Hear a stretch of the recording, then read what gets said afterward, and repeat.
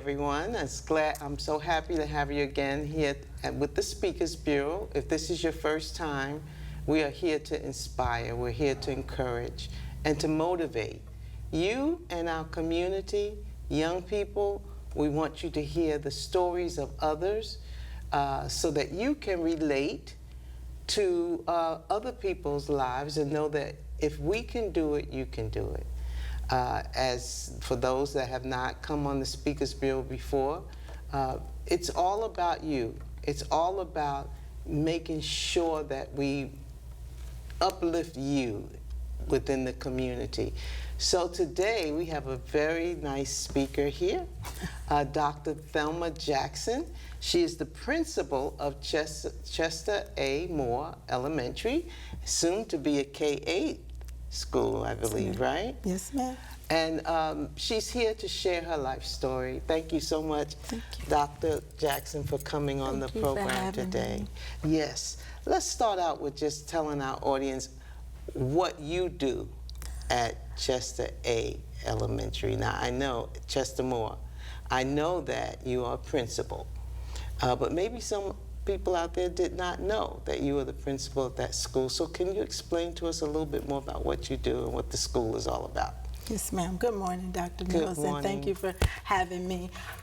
So what I do, I feel that my job is to be the chief cheerleader, greet everybody in the morning, bright and early, and just empower them to have a great day. So it's good morning, gorgeous, hello, handsome to everyone, and to just cheer them on for the day. So I'm the instructional leader, but I'm there to ensure our students have the best when it comes to teaching and learning. So I'm there for the staff, the students, and the community to ensure the Chester A. Moore is an impactful learning experience. And you mentioned the community. Yes, I know that you have quite a few community groups that come in and out. Can you tell us some of them and what's been going on there? Absolutely. The community is amazing. I had the opportunity to learn about the history of the school and its namesake, Mr. Chester A. Moore, who is a valuable citizen in the community and leader. But all of the churches, the River of Life Fellowship, Bass Temple, Historic Johnson Temple, as we know in the community of color, the churches support the school. It's where the community goes for support and help. So all of the local churches have contributed to the school by way of donations and mentors, but those have been some of our biggest sponsors, and they come in and they cheer the students on as well and let them know that they can do it, and they support us financially as well. And how did these churches start coming in? So for me, that was one of the first things that I wanted to do when I came on board. I actually connected with Incubate, Mrs. Gardner, and we had a I Love C.A. Moore Day. I learned more about the history of the school and how important the school is. So I really reached out to the community because we don't do it alone. I can't do it alone, and I needed their support, and the children needed their support. So it was really a concerted effort of me reaching out to them and opening the doors of the school, as well as the beautiful teachers and staff members who work there as well, connecting me and the community as well. Can you give us a little historic background on Chester A. Moore?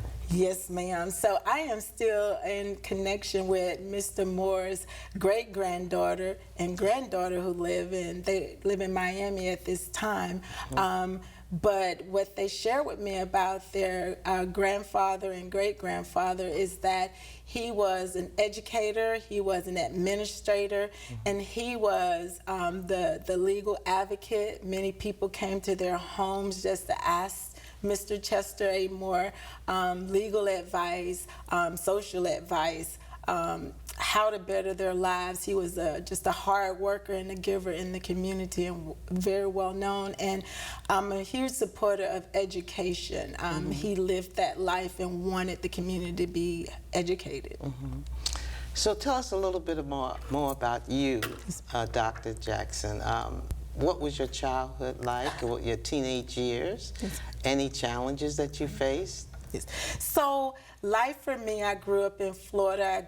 I always tell folks, at the bottom of the lake in a speck dot of a town called Moorhaven, not even a traffic light. A huge agricultural community. I'm the first American-born citizen in my family. My father came over from Jamaica, and he managed sugarcane harvesters, and that was my life. We grew up on what you would call an agricultural camp. And that area is known as the Muck, near Belglade and Pahokee. Very, very rural, not a lot of opportunities. My dad was a single parent, so it was very difficult. There were 3 of us, and I was the eldest, and I had to grow up way too soon. I had to take care of my brother and sister. Didn't have a lot of fun activities. It was seeing after my siblings and going to school and doing very well, because that's the Jamaican way, school or nothing. Okay, so was both of your parents Jamaican? My dad, I didn't know my mom. We were abandoned by my mother. So my dad was left to take care of 3 of us by himself. Wow, single dad. Single dad. Wow. Back in the day when it wasn't heard of. Yeah, Yes. exactly. Yes, Well, ma'am. thank God for your dad. Yes, ma'am, I do. Yeah. So is he still living, or what is he doing No, now? ma'am. Dad passed 8 years ago, but I had the opportunity to give to him what he gave to me, so I took care of him up until he passed. So yes, ma'am. What is your educational background? Yes, ma'am. So I graduated a year early from high school, and I went to Florida State University at 16 turning 17. So I graduated from there with a bachelor's degree in creative writing, and I went on to Nova Southeastern to earn a master's and a doctorate degree. Okay, so now, were you in Jamaica, going to school in Jamaica, or did you come here early? Were you born here? I was born here. I was the first of my father's children born in the United States. Okay, and 3 girls, did you say? 2 girls and 1 boy. Okay, okay. What's your philosophy of life? So my philosophy of life is instilled in spiritual Christian principles. It's about service, that I'm here for a reason, for a set time period, and I'm just not here to suck up life and to get what I can get. I'm here to purposefully and strategically give back. So my philosophy is to seek why I'm here and to live to that purpose. Are you doing now what you've always wanted to do? I think so. So growing up, I knew I was going to be a doctor, but a physician. So Marcus Welby, all of the famous doctors, that's who I wanted to be. I wanted to be a physician all my life. And then I took chemistry and had a really hard teacher, and chemistry took me I can out. relate to all that. Yes, ma'am. Yeah, I could relate to that. I started out wanting to be a physician as well. Yes. And you know, it was chemistry Yes, ma'am. that kind of, okay, what else do I want to do? That was it. That was it. And I figured, okay, psychology is a good one. Yes, So I went that field. So you started out wanting to be a physician. How did you end up being an educator? So I think all good educators make good educators. So I can remember in my senior year of high school, my English teachers just saying to me, "You're a great writer." So if that physician piece doesn't work out, you're a great writer, and you have something to say, and you can inspire other people through your words.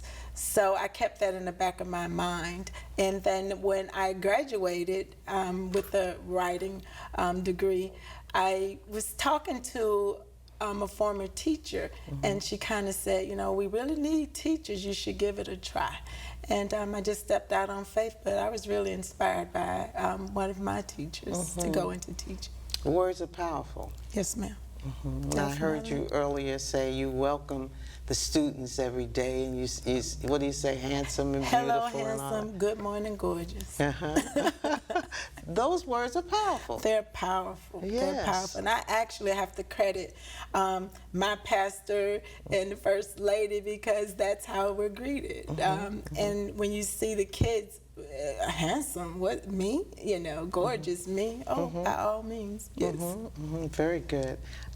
Do you live in St. Lucie County? I do. I live in St. Lucie County. And how long have you been with us here in the district? I'm in my 4th year. Okay. So tell us, how's the last 4 years been of life at C.A. Moore and St. Lucie County? Absolutely.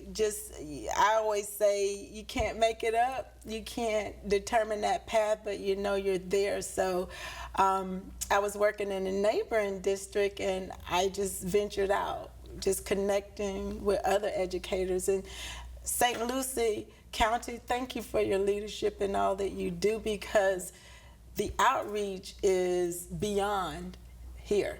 And when Dr. Prince says it's a destination district, it was even back then, because it was just me intermingling with other professionals here. I met Felicia Nixon at a state conference long before I came here, and Mrs. Woolard long before I came here. We connected and just was able to share and connect, and I was encouraged to apply and supported by those folks. I love it here. So at C.A. Moore, powerful, difficult work.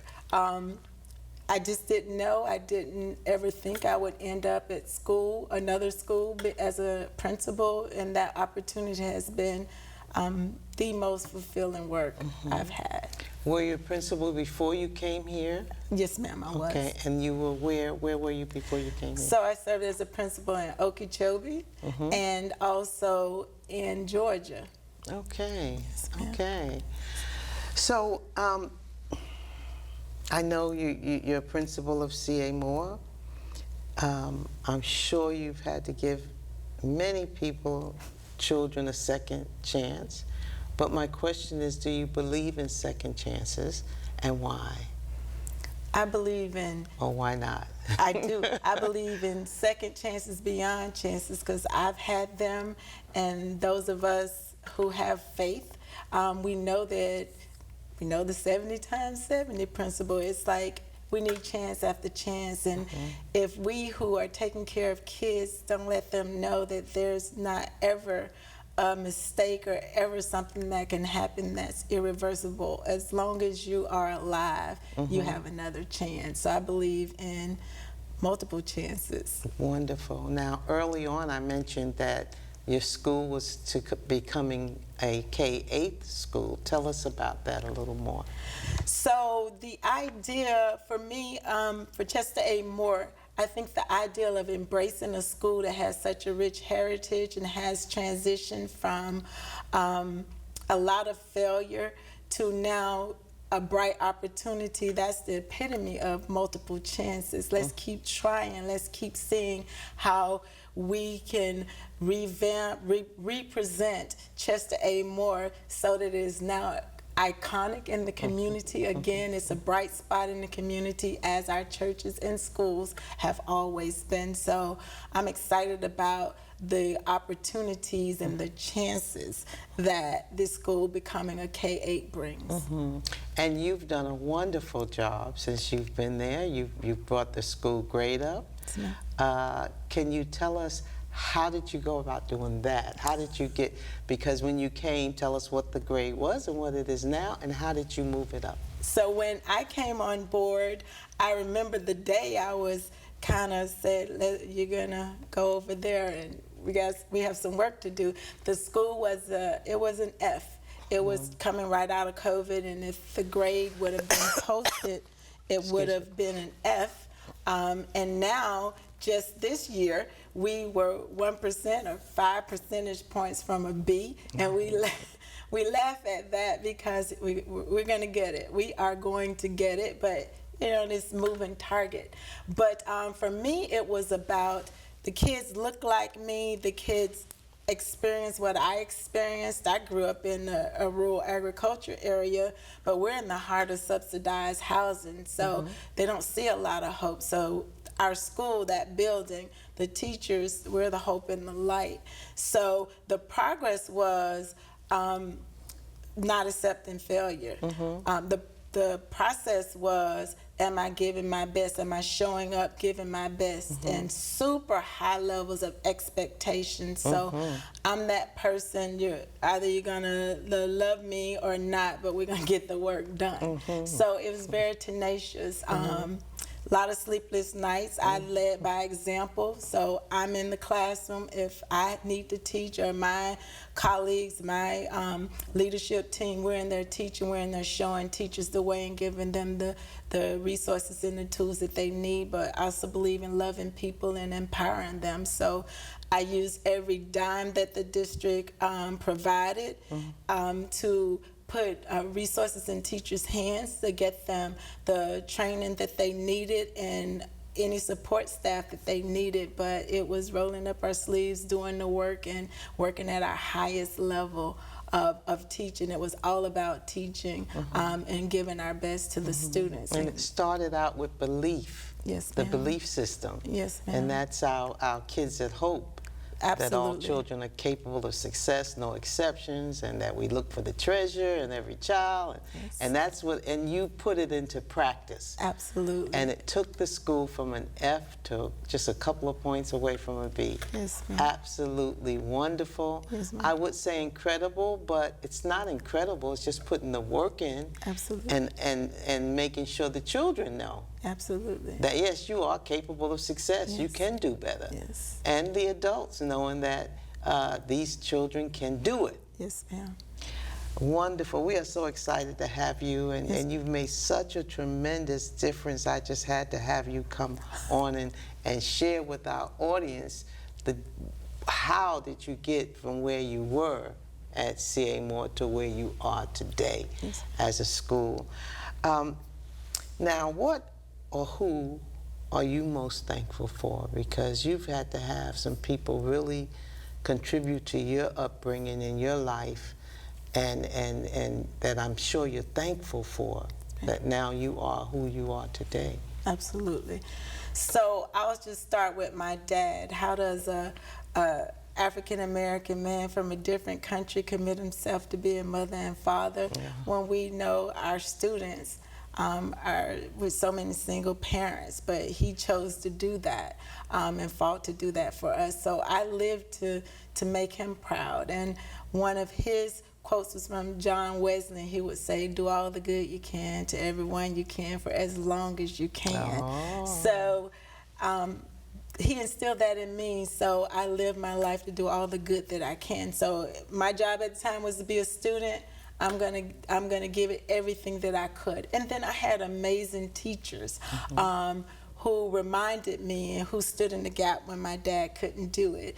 And then even some of those teachers, one in particular who I'm still in contact with, she was a member of a impactful sorority. So I had the opportunity to see women leaders and women who looked like me. They put their money behind me and their encouragement behind me. If they had to dress me up or take me to a competition when my dad was working, they stood in the gap for me. So teachers were my world, and encouraged me that I could go on and graduate and go to college and be a leader and do anything that I dreamt of. They ensured that I had access to that. Can you highlight a teacher or two? Yes. And I know you did with one, but any teachers come to mind that made a tremendous impact? They do. One, she's actually in Palm Beach County, but she was, I remember I met her when I was in 6th grade, and she was actually a PE teacher, and I was an academic student, so I didn't invest a whole lot into the PE class. I just had to take it, but she just invested the time in me and got me involved in social activities and took me on college tours and opened that door for me. So I definitely remember my middle school teacher back A then. PE teacher. A PE teacher. That, I just want to say all teachers matter, so Every last one of them. I never would have thought that she would have impacted me in the way that she does, but I still talk to her. I just talked to her yesterday. Oh, wow, wow, what a difference one can make, Yes, huh? ma'am. Yes, Now, you mentioned your dad's quote. Yes, ma'am. Do you have a book that you can mention that really helped change your life or your way of thinking? Absolutely. I know Dad did with that quote. Would you repeat that quote Yes. for us? So it's John Wesley, do all the good you can to all the people you can for as long as you can.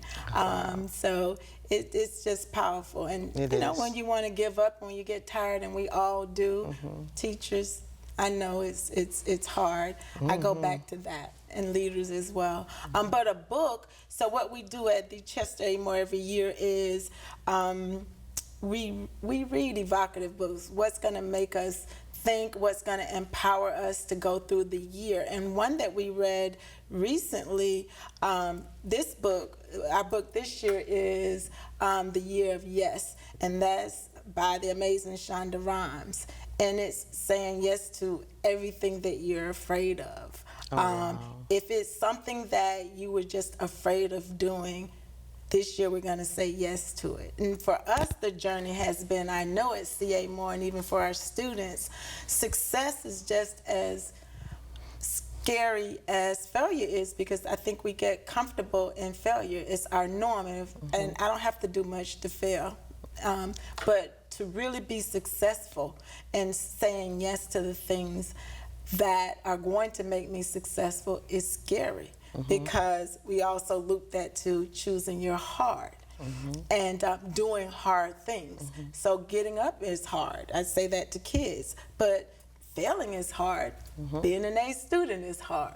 Choose your heart. Which one do you want? They didn't get this. I said this yesterday. Then, okay, failing, do you not want to do your homework? Okay. But do you want to fail this class and repeat the grade? Choose your heart. So choose the heart to do the work. I think that's going to be better for you than failing and repeating the grade. So that's what's been most impactful this year. But I'm an avid reader. I read 6 or more books at one time. I think one that stands out even above that is Disruptive Thinking, because, and that's by T.D. Jakes. But disruptive thinking for us was having the mindset of, can a school like CA Moore be competitive? Can a school like CA Moore be a choice school, somewhere that parents would want to put their kids in, the best teachers would want to come, and it's disrupting that thinking. It's saying, yes, it can be. That's powerful. That is all by itself. Yes, ma'am. That is powerful, because if you say no, Yes, ma'am. you're part of that no. Yes. And that's powerful. Yes. The choices that one makes. Yes. So you mentioned 2 books. Would you mention both books again for our audience? Because I'm Yes. sure there's someone out there that wants to say, let me go get this book. Yes. Definitely check out The Year of Yes by Shonda Rhimes and Disruptive Thinking. Just all of those 2 books alone are game changers in the work that we do and in the lives that we live. And you said at your school, every year, Yes. there's a book that you go through. And who takes part in that reading of that book? So listen, all of our schools are great, and Dr. Mills, I honor you and all the work that you do, and because we couldn't do it without you, your inspiration and your leadership. But the people are absolutely amazing in this district, and I honor the staff at CA Moore, because I don't want to use the term crazy, but it's almost crazy. Whatever I ask, they do. They trust me enough to say they're going to delve into it. So every one of them read it. Every one of them read the book. We're able to use funds and use it as professional So development. cafeteria workers, Everyone. our custodian group, Yes, ma'am. everyone. Everyone reads it. Wow. We even No have, wonder you guys are doing so yes, well. ma'am. We have a woosah room. We can come and we can sit and have meetings about the books. And even if they don't read it, in my weekly newsletter, we're going to fake like we read it because there's going to be excerpts in it. So Yeah. like a good teacher. And the things that you can hear and you can be taught, and Absolutely. everybody can come together Absolutely. and help those. Everyone gets help. Yes, ma'am. Yes, Wonderful. Can you name a person who has had a tremendous impact on you as a leader in your leadership position? Maybe someone that has been a mentor to you, or, you know, and why? Why does this person make such an impact on your life as a leader? So globally, I grew up studying all the great leaders, and before I pursued this and read the book Servant Leadership, and reading the Bible, studying the life of Christ, who is, now that's leadership, iconic leadership that is still with us to this day, regardless of what your faith is. You think about that leadership. But for me, it was Nelson Mandela. And I grew up during the era when we knew he was in prison. It was in the news. And just understanding that a man would calmly give up his life for this belief system for so long, and survive it, and to come out and to lead. I thought, this is what it's all about. I look to sit at the feet of people and to watch great leadership. So when I came on board here, to make it even more practical, I had a leader and I had a mentor, and I've learned to give myself to the person that's in authority over me. That's the right thing to do. And I was able to really connect with Dr. Michelle Harrington, my leader at the time, and Mr. Dan Frank, who we all know and love. Yes. But Dr. Harrington at the time, she was housed at C.A. Moore, which was a great district move, so she was right there readily available. But for me, she was that kind, validating spirit where she would drop everything and sit and help me talk through things. So it was very emotional to come and to have the burden of a failing school on your shoulders, knowing that it's on me. But she was that physical being who walked the path with me and assured me that I wasn't going to do it alone, just a wealth of wisdom with her experience in this district. So I was very thankful practically to have Dr. Michelle Harrington, Mr. Dan Frank at the time to guide me to doing the right things. Well, our segment is almost up. So I have one last question, possibly two, but we've got only a minute to answer. What advice would you give someone else who is going into leadership position for the first time? So if you're going into leadership, what's your why? Simon Sinek, we've studied that, but really sitting with yourself and understanding your why. It's definitely not a money move, and people's lives are at stake. And if you mess it up, there's not a TJ Maxx, Ross, or Marshalls to go and sell messed up kids, or messed up teachers. So what is your why? Why do you want to be a leader? Wow. One more question. What are you going to ensure, how do you ensure that you will continue to grow as a leader? So for me, I'm going to take care of my total human body, human persona, how am I spiritually, mentally, and professionally? I'm really taking the time to care for my spiritual pathway. For yourself. For myself. You got to put yourself first in order to help others. Yes. Thank you so much, Absolutely. Dr. Jackson, You're for welcome. all of the wisdom that you shared with our audience today. And we appreciate you taking such a busy schedule time out to come to the Speakers Bureau and share your life story. And hopefully we can have you back at some point in the future, but we thank you for coming today. Thank you. God bless you, and God bless you too, continue Dr. your Hayes. journey. Yes, ma'am. You're big, tremendous help to St. Lucie County. Thank you. Thank you.